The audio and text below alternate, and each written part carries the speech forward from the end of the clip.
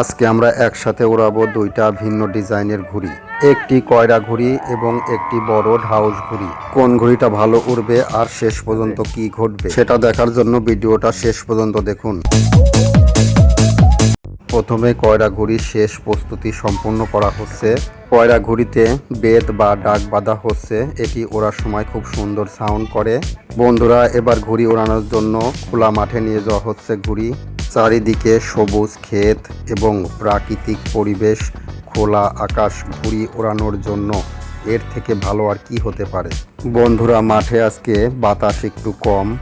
মাঠের মাঝখানে একটি আম গাছ আছে।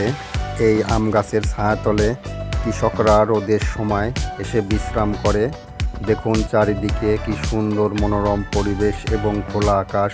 ঘুড়ি ওড়ানোর জন্য একদম পারফেক্ট জায়গা। এই খোলা মাঠে আজকে আমরা ঢাউস ঘুড়ি এবং কয়রা ঘুড়ি দুইটা ঘুড়ির মধ্যে প্রতিযোগিতা করব। দেখি কোন ঘুড়িটা ভালো ওড়ে। এখন শুরু হচ্ছে ঘুড়ি ওড়ানোর প্রস্তুতি।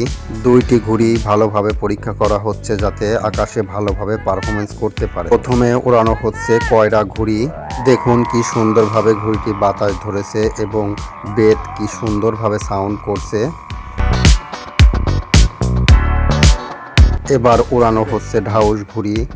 দেখুন কত সহজেই ঘুড়িটি বাতাস ধরে আকাশের দিকে উঠে গেল সুন্দরভাবে।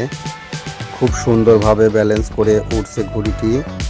দুইটা ঘুড়ি খুব ভালোভাবে উঠছে, প্রতিযোগিতা করছে কে কার থেকে উঁচুতে উঠতে পারে।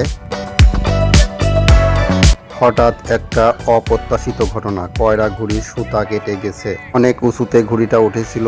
দেখুন কিভাবে ঘুড়িটি নামছে। আসলে ঘুড়ি অনুযায়ী এর সুতা হয়েছে চিকুন, একটু মোটা সুতা দিয়ে ওড়াতে হবে ঘুড়িটা। বন্ধুরা, পরের ভিডিওতে আর কোন ঘুড়ির প্রতিযোগিতা দেখতে চাও কমেন্টে জানাও।